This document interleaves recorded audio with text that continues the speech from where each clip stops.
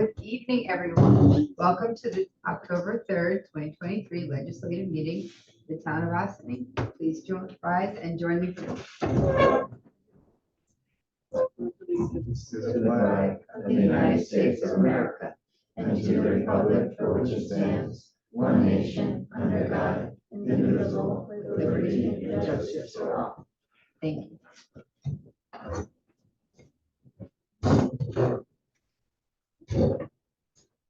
Councilmember Myers, Present. Councilmember Fields Clua. Here. Councilmember Minichia, Here. Councilmember White, Present. Supervisor Feldman, Present. Supervisor and Town Board announcements. Okay. In collaboration with the affected counties, New York has developed an online form allowing residents to self-report damages to their homes and/or business from the most recent rainfall flooding event. The purpose of this form is to collect information that may help the state and local officials identify damages to develop requests by the state for federal disaster recovery assistance programs. This form is not an application for disaster relief program. Right. We are proud to honor Ms. Ann Malone with a proclamation for her many years of dedicated service to the town of Ossining. As she embarks on her well-deserved retirement, we extend our warmest wishes for a future filled with happiness and new adventures. Ms. Malone's unwavering commitment has left an indelible mark on our community, and we are grateful for the positive impact she has made. Thank you, Ann, for your tireless efforts to keep our court running smoothly, and may your retirement be as bright as a legacy you leave behind. And we have some proclamations. Do you want me to do any announcements first? Anyway?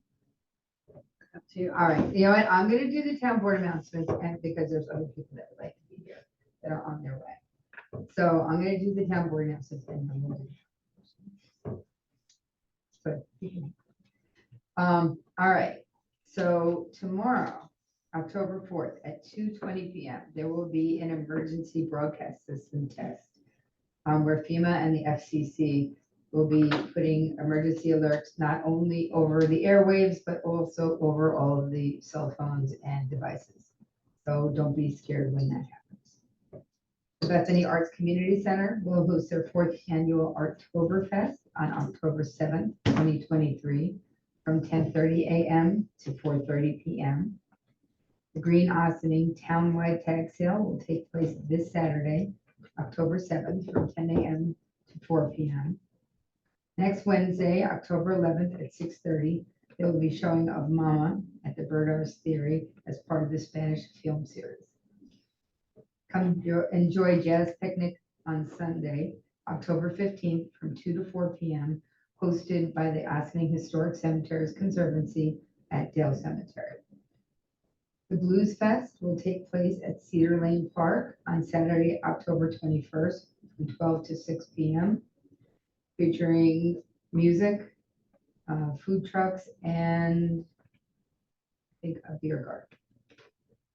The Spectacular Fall Fest on October 28th will be in Ryder Park from 12 p.m. to 5 p.m., also featuring a beer garden, food trucks, games, and other things. The Old Mill Singers are looking for people to join them. All levels are welcome. Rehearsals will be held every Tuesday from 7:30 p.m. to 9:30 p.m. at St. Paul's on the Hill. The Ossining Recreation Parks will be having the annual Trunk or Treat on October 31st from 6 to 8 p.m. If you would like to participate, please email Bill Garrison at wgarrison@villageofossining.org if interested. That's it for my announcements. Anybody have any others?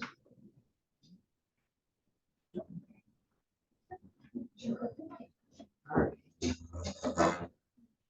Okay, you get to come. Is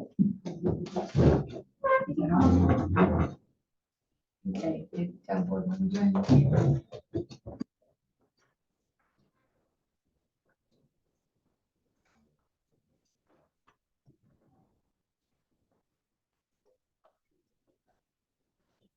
Oh, you just have to smile. as Ann Carol Malone commenced her distinguished public service career. 6, the confidential secretary to the supervisor, Township Focus, in the town of Ossining. And whereas her dedication and commitment to her work were evident, leading to her appointment in 2007 as part-time intermediate clerk in the town court, a role she embraced with enthusiasm. Whereas Ann's exceptional contributions were quickly acknowledged, resulting in her appointment as full-time court clerk later that same year, pretty quick, a position which she consistently demonstrated excellence. And whereas Ann Carol Malone excelled in creating and maintaining court records and legal documents, ensuring their accuracy and integrity. And whereas her impeccable organizational skills allowed her to efficiently manage court schedules, guaranteeing the smooth and timely transition of proceedings. And whereas Ann's dedication to service was unwavering, as she consistently provided assistance to attorneys and the public, setting high standards of professionalism.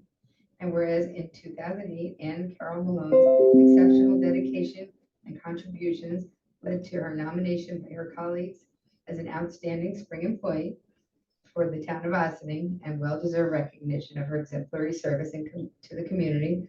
And whereas Ann's meticulous approach extended to data entry, where she consistently and accurately input case notes, correspondence, contributing to the reliability of legal documentation.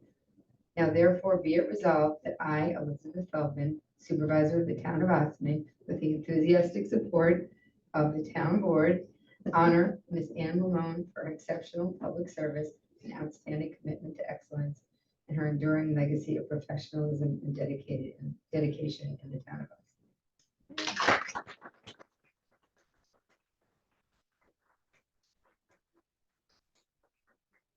All right, there's more. Sorry, can I just have a picture of the town board?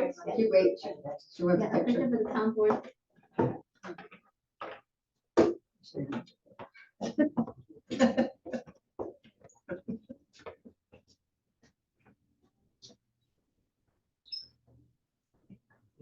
One, two, three, and one more just in case. Thank you. Thank you very much. Take one for me too. Yeah, I'm not, oh, I am. I'm not reading the whole thing, it's similar. If you can take a picture, that'll be easier. Like,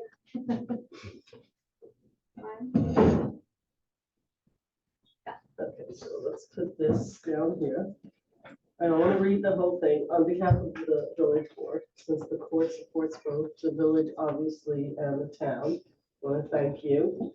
Rumor has it that you kept the whole place going. They basically told the judges what they're supposed to do. They showed up, they did it, they went home. I thank you for all of your service for all these years. And I understand that without insulting, the staff in the village and everywhere else, that the court staff is the most wonderful staff because of your leadership.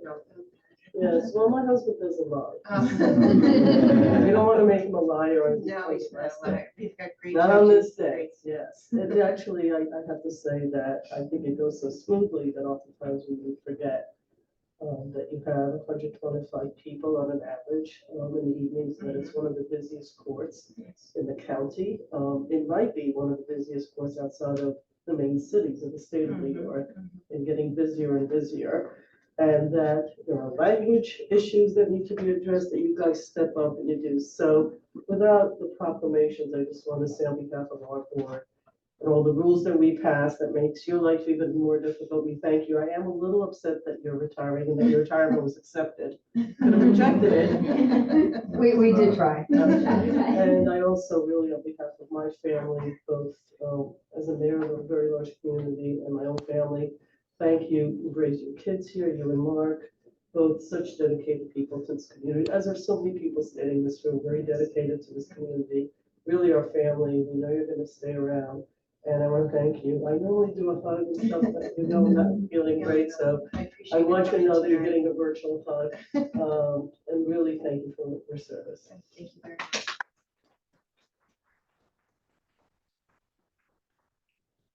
Anne. So I am here representing our Assemblywoman Dana Levenberg and former town supervisor. She is enjoying a much deserved vacation right now, so I'm here representing her. I don't want to repeat all the nice things. We do have a nice citation from the assembly. Want to take a quick picture while Martha's posing.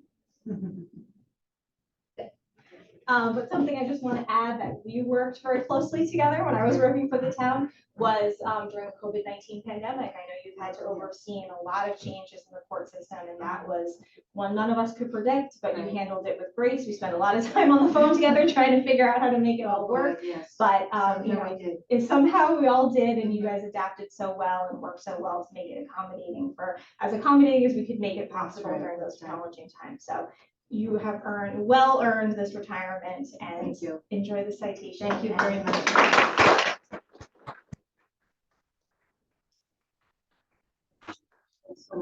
Of course.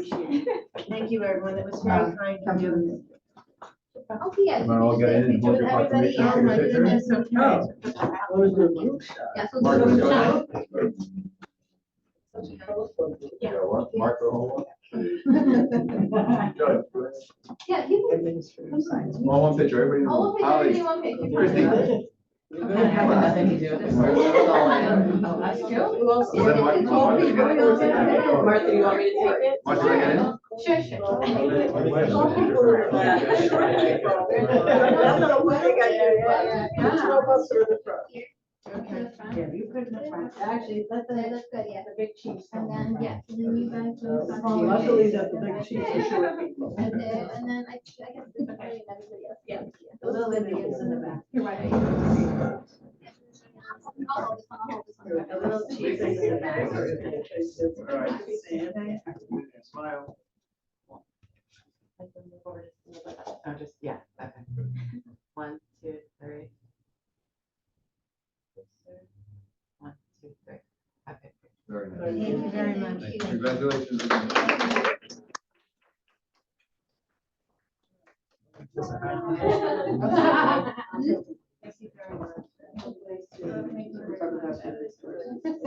Thank you. Good luck on your retirement. Oh, I'm good. Thank you so much. Thank you for your public service and everything. No, that's okay. The buses are, yeah, they're really good girls. So they know that. Trust you, I trust you. We trust that you're in. No, they're really good. Here's another. And I'll send you. Thank you very much. Great. No, that's good.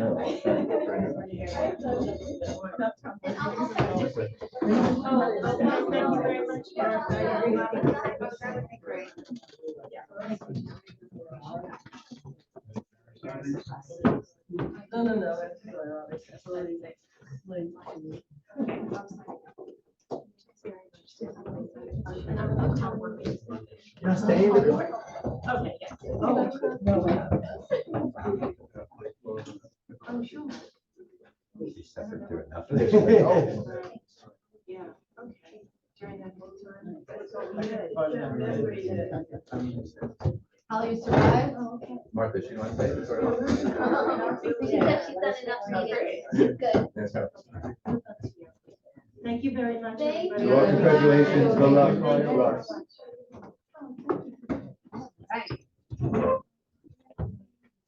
Good night, Holly. We have our presenter. Oh, we're gonna do the special meeting?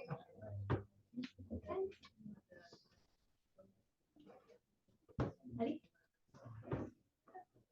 New York State Liquor Authority Special Event Permit Application Up the River Blues Festival, and resolved that the town board of the town of Austin hereby authorizes the supervisor to sign the landlord authorization form for the New York State Liquor Authority Special Event Permit Application made by Juan Estep for the Up the River Blues Festival on October 21st, 2023 at Cedar Lane Park, and be it further resolved that the applicant will provide proof of insurance and the letter of indemnity of the town in a form acceptable to the council to the town. Do I have a motion? So moved.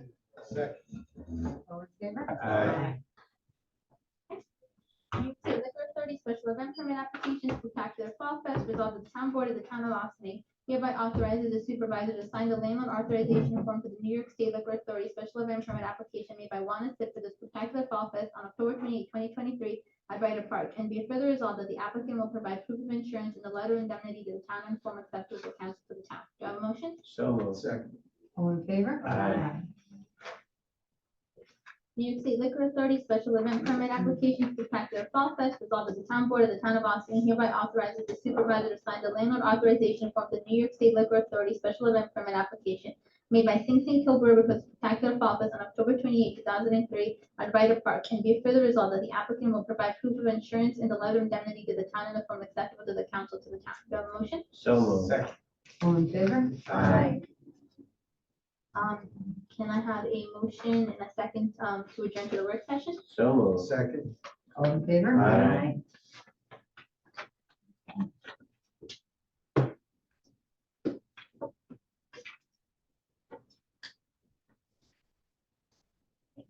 And for the work session, we have a presentation from Enron North America Incorporated in regards to 381 North Highland Avenue, Investors Property. And we're gonna- Yes, I'm gonna bring them over right now. So it should be Mike Damaris, yeah. Dan Spitzer. And Gail.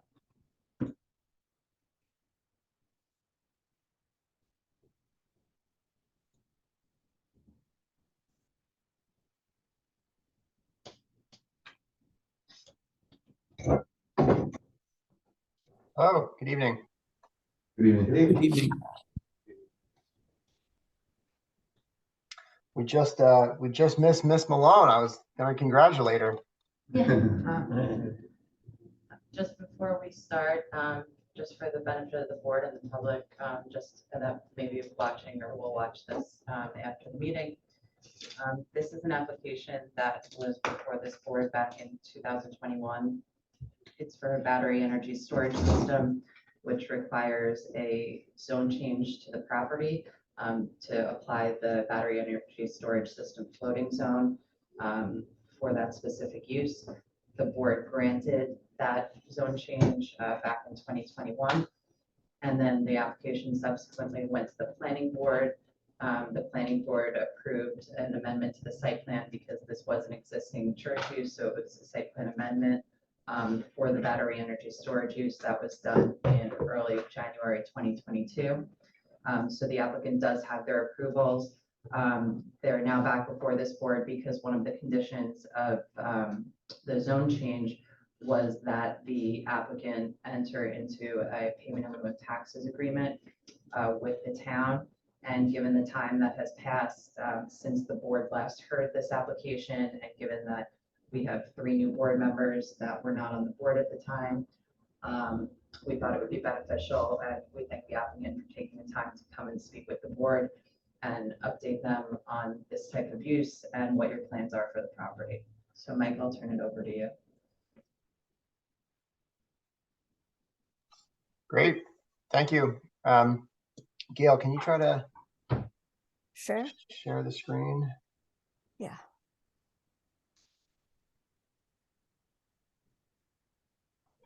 And I guess I'll say a couple words, Gail, if you present on the slide too, and then I'll kind of turn it back over to you. But I'm Mike Damaris. I'm a director of operations with Enel North America. I live in Madison, Connecticut, and I'm bringing this project to you, this battery storage project that we're getting excited to build shortly here.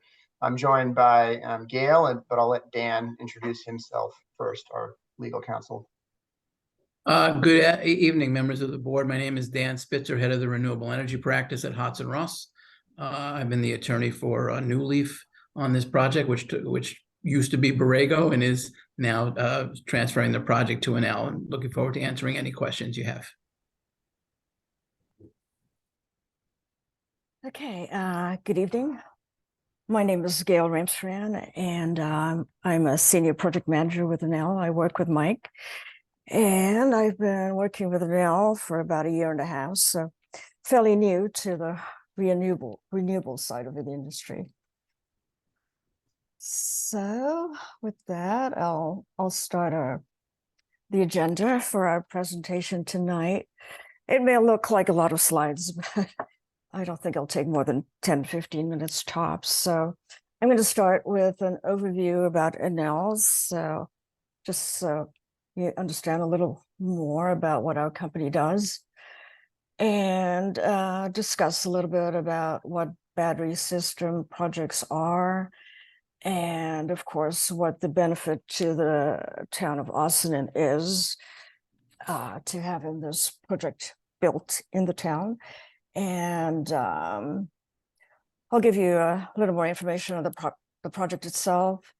And then we'll have a discussion about fire and emergency safety, and then the pilot agreement. And we'll have time at the end for Q&A, but as always, please feel free to ask questions as you think about them. All right, so I'll get started. So Enel Group, our parent organization, is a global power company and leader in energy transition, yes.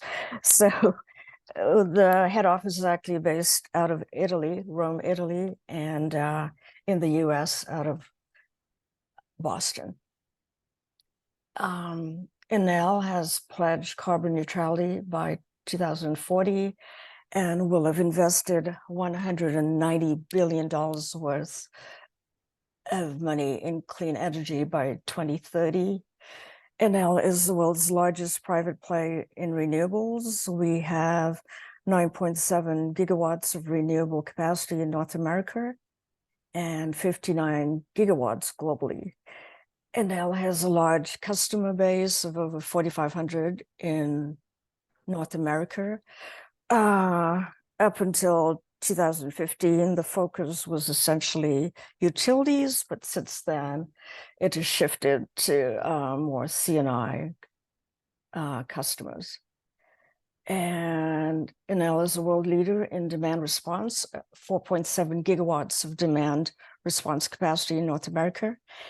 In 2004, the Enel Group joined the United Nations Global Compact, working on 4 of the 17 Sustainable Development Goals, and our work is contributing to social, economic, and environmental stability.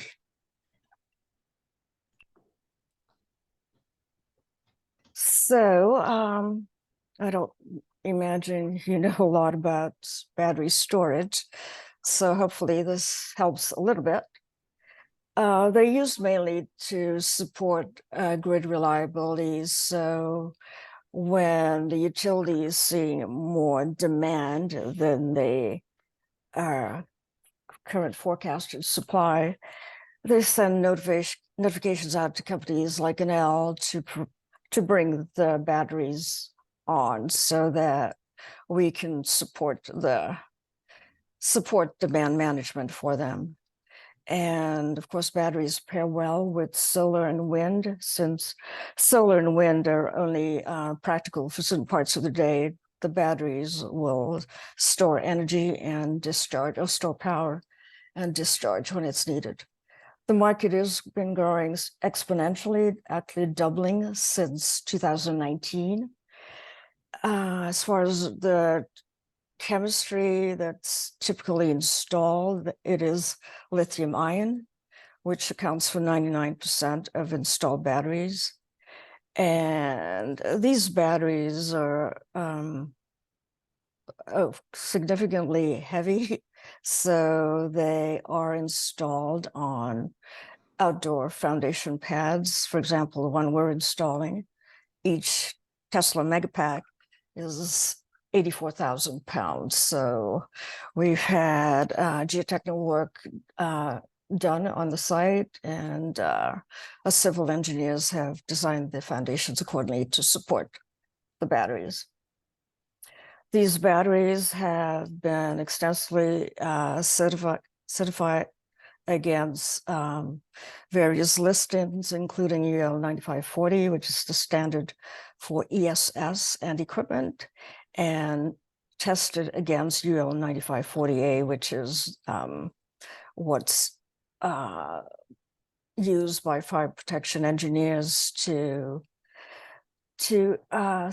state that the batteries have complied with all the requirements.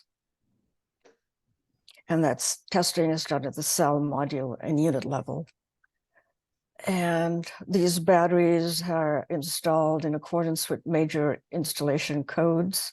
So NFPA 855, these are just three of the bigger ones. 855 is the standard for installation of energy storage systems.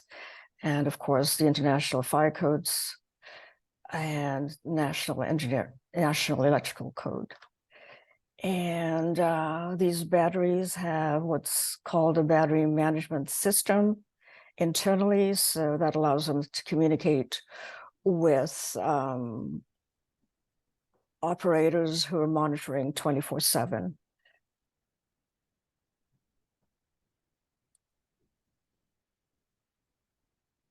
So I know you're really interested in understanding what the impact is to the community, impact and benefits. So these projects are going to comply with the Westchester IDA local high labor policies. Our EPC is ensuring that the subcontractors comply with the 85% local worker requirement, 35% of which will be from Westchester County and the rest from the other 5. Of course, the exceptions will be when it comes to specialized skill sets. So because these are Tesla batteries, we will need to hire or at least use Tesla specialists for commissioning and for ensuring that everything is connected properly during the commissioning. The subs that are hired by CS Energy, our EPC, will have an apprenticeship program, and they will utilize local vendors and material suppliers as much as possible. And of course, we'll try and hire women and minority-owned businesses. So these are all part of our scope of contract with CS Energy. So these requirements will actually all be monitored by the IDA. So CS Energy is required to keep very good documentation, and I believe someone from IDA comes out to site monthly to verify the compliance to all of these requirements. And of course, our lease payment to St. Augustine Church, we are leasing the site from the Archdiocese of New York on this particular property. So that lease payment will help the church facilitate some of their local community programs. And because batteries help balance supply and demand, it reduces the need for the utilities to build additional infrastructure, which would mean that everyone in the community has a larger utility bill. So this helps reduce the need for new generation and transmission and distribution facilities, which ultimately helps improve grid reliability. And the system generates what's known as the value of distributed energy resources credits, which reduce the electric bill of local partners. And I have a slide that kind of walks us through that. Mike, I'll start and rely on you to fill in any blanks.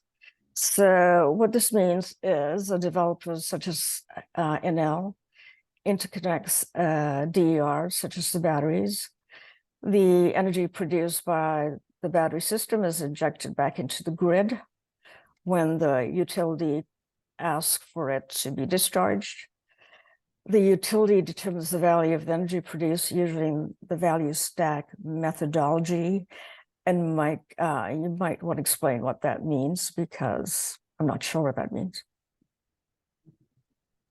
Yeah, basically the utility looks at all the available generation resources, different power plants or different power that they can import.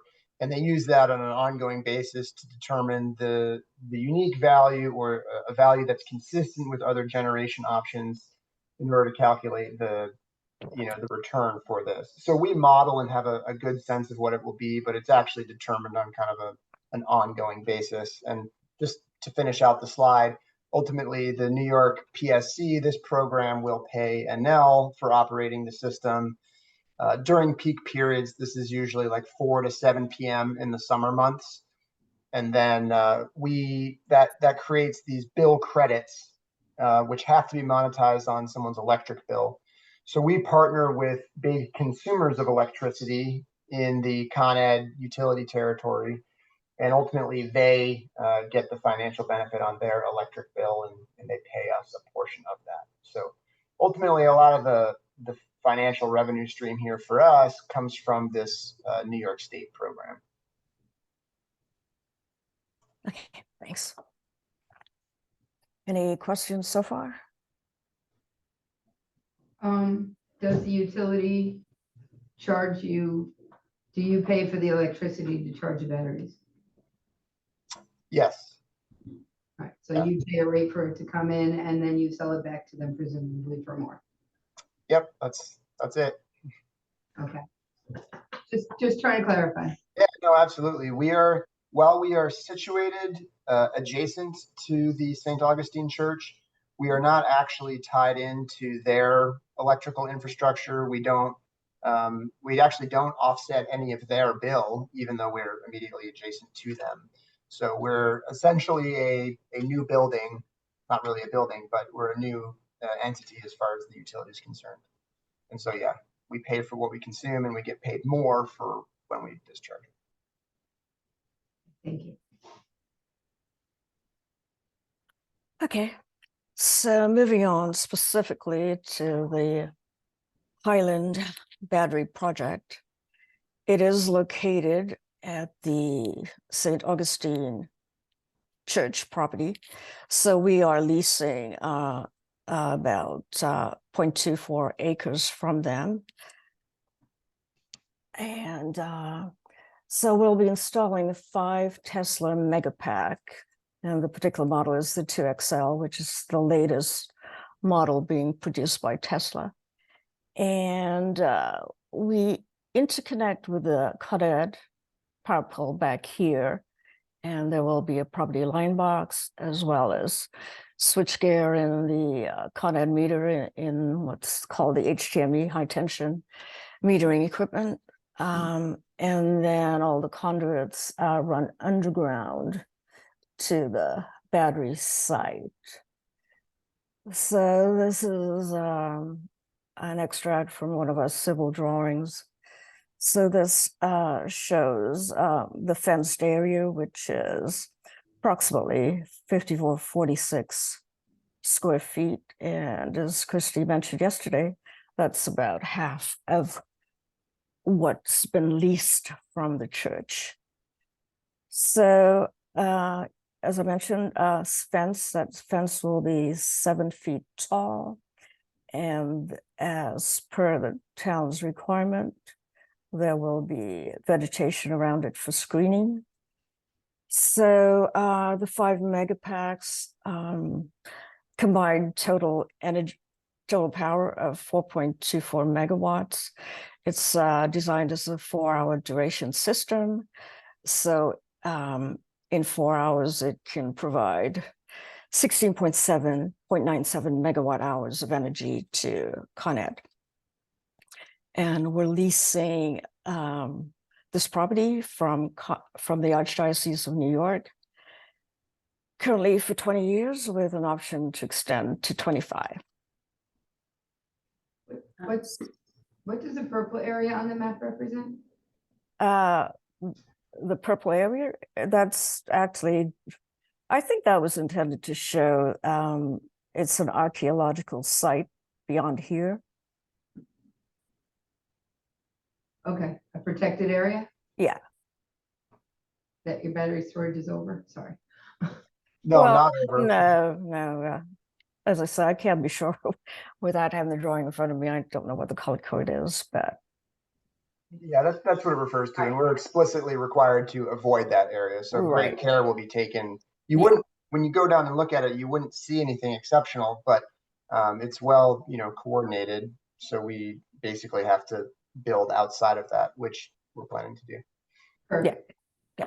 This also, as part of the site plan review that the planning board did prior to issuing any approvals and before this board acted on the zone change back in 2021, there had to be an environmental review pursuant to the State Environmental Quality Review Act. And so that's something that would have been looked at as part of that process. No, I like purple. I want to understand why it was set aside. Yeah, and on the drawing, there would be a legend to describe what that is. Okay, thank you. I have a question about security. So how often, if at all, does someone from email or some other local entity coming to actually take a visual look of this property to make sure that it's not tampered with or, just like checked on? What kind of security is set up?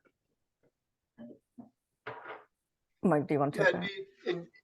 it'd be typical to have a maintenance visit on a, monthly or maybe every 2 months basis. But our plan is also to have a security camera or a couple cameras set up here so that we can have 24/7 kind of remote visual access.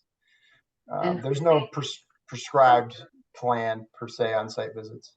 Okay, and who makes that maintenance visit? It would either be an Enel person or Tesla or one of our other subcontractors. If it's something more like landscaping, then we would use one of different local contractors for that. Okay, I also have a question. Go ahead. I may have missed it, so forgive me if I'm asking you to repeat it. I understand this is the energy collection area. Where is the solar power or the energy actually gathered? Is it also at this site? It's back here. I see. This is where we interconnect with Con Ed. Sorry, there's no solar panels though associated with Oh, this sorry, project. did I hear? Yeah, Yeah, So Matt, it's energy coming directly from power lines off the grid. So they're not Exactly. producing energy, they're only storing energy that comes off regular transmission lines. And then when we need the power because it's too hot and everybody won't turn their air conditioner off, they will give it back and sell it back at a higher rate to us. But they're not producing any, they're just storing it and then giving it back. Is how I understand it. Do I have it right? yeah, Yeah. that's right. That's Essentially, perfect. it charges at night and then discharges during the day. And in fact, that activity, while it's true that we would charge at lower expensive times and get paid when it's more expensive, that activity helps to keep the entire electricity cost down for everyone. Because as you add more demand or add more supply during the high demand times, you help to manage the peak costs. Gets a little complex, but that's the idea. So it operates more like a reservoir. Yeah, that's a good way to think of it.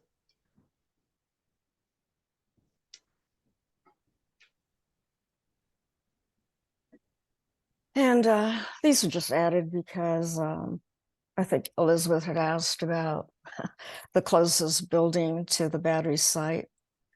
And that, of course, is Father McSweeney's home up here. And I guess Mike measured it off as 213 feet. This is just another view of where the batteries will be sited.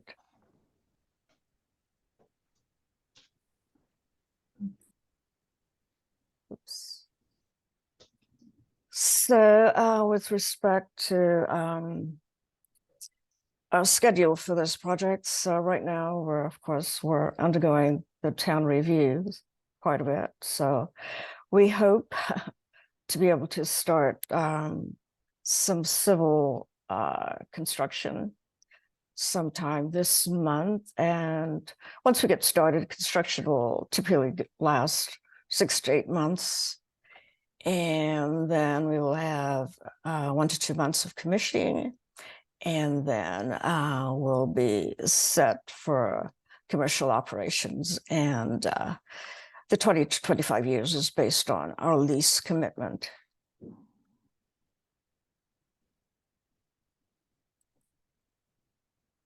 Go back one. So I'll close it out here with a little discussion of safety, which is Enel's top basically value and goal. Every year we have goals around safety, and it's a huge part of our culture. And certainly with a new thing like battery storage, where there's a lot of unknowns, it's important to talk about safety and make sure that people understand what we're doing. So first and foremost, the Tesla Megapack, the product that we selected for this project, it meets and exceeds all the established safety standards, and it really has the kind of the best in class record when it comes to safety. It's a premium product. It costs considerably more than the alternatives, but we think it's the best product out there. So that's what we're going to use. Tesla's designed this, engineered it specifically for safety at kind of all the levels, from the, the most detailed component to the entire structure itself. And Gail mentioned earlier, but the battery management system, kind of the computer, the brains of this thing, it has integrated sensors throughout the entire system that are looking at the battery's temperatures and the voltage levels and all the different factors that can create a risk for a battery. And it's on its own really provides controls and adjustments to ensure a safe environment for these batteries to operate in.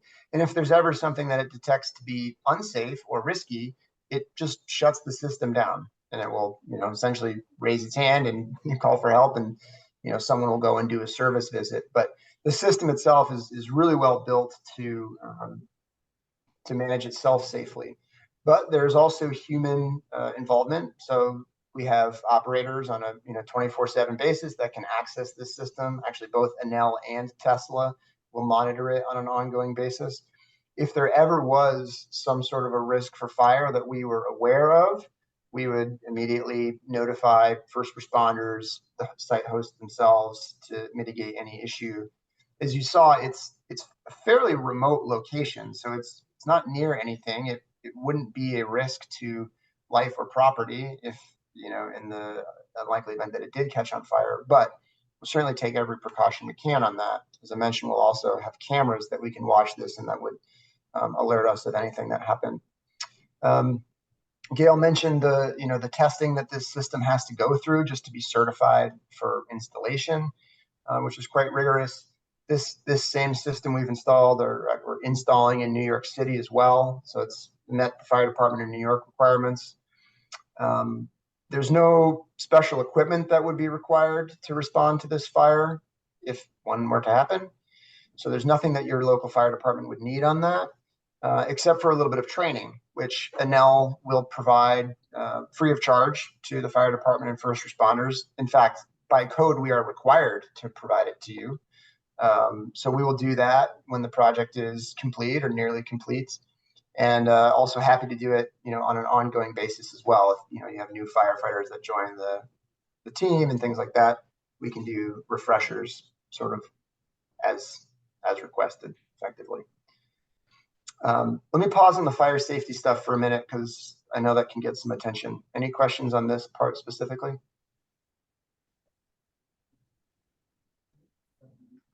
I know that you said during our meeting the other day that you would provide annual training to our fire department so that all the members would be able to understand, and they could get a refresher yearly. So that's appreciated. Yeah, absolutely.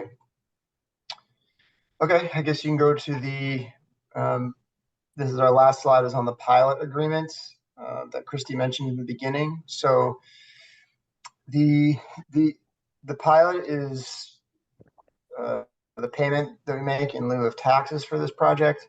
We looked at a few benchmark projects. So on the left, you see a number of other battery storage projects in the area. There was a Hamburg project that paid $700 per megawatt. Mechanicsville was $1,000. 3 projects in Warwick paid $1,500 per megawatt.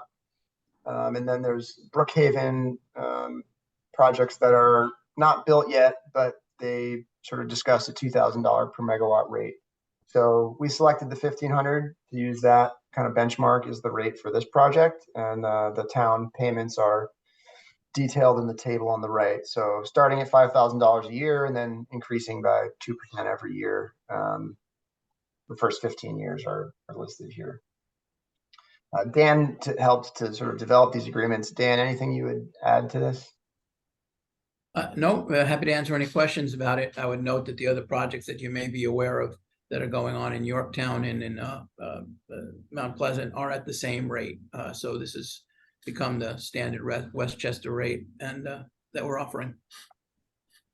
And can I, if I could just interject for a moment, just for the benefit of the board, what the applicant is proposing, starting at $5,072.89, is about 2,000 more than what the original proposal was. So that's gone up pretty considerably, and makes it more equitable in terms of what the tax revenue would have been split between the town and the county.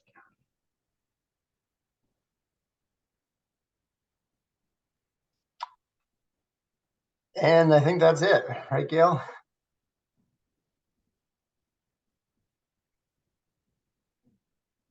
Does any of the board have any questions? Nope. All right, we thank you for coming. The applicant has provided a draft pilot agreement, which I have reviewed and I think is in good shape, just kind of, based upon and contingent upon the feedback of the board with respect to some of those issues that we've been discussing, which, we can discuss on an ongoing basis. So really the next step, once we have everything worked out and you're ready, would be to just put it on for a resolution at a town board meeting to authorize the pilot. And then I think the applicant will be done with this board. They still do have some matters that they are addressing related to their site plan approval. And I just thought that this would be interesting for the board with respect to the safety issues that were discussed earlier, because some of the items that the planning board and their consultants are looking at are additional plans and manuals that the applicant was required to provide, including a commissioning plan, so bringing it online, a fire safety compliance plan, an operations and maintenance manual, an emergency operations plan, a decommissioning plan, and also a decommissioning bond, so that if for some reason Enel isn't equipped to decommission it at the end of the lease, the town has sufficient funds available to it to do so safely. And so those are technical documents that are going to be reviewed by a third-party consultant with expertise in this area. And then once that is resolved, the applicant will be off to the races, I imagine.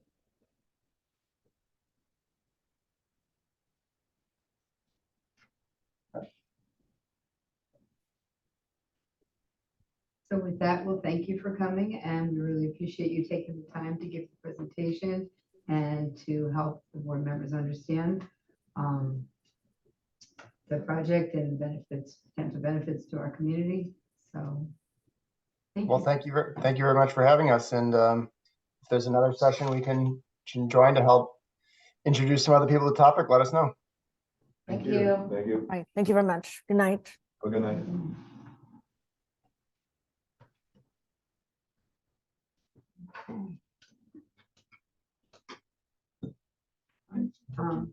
Motion to adjourn into the executive session for personnel. So, second. All in favor? Aye. Thank you, everyone. I hope you enjoy this beautiful weather that we're having, and we will see you next week. Location to be determined. Thank you. It will be up by Friday on the website. Yes, it will be posted by Friday where we will have Journey 2 for our next meeting. Thank you.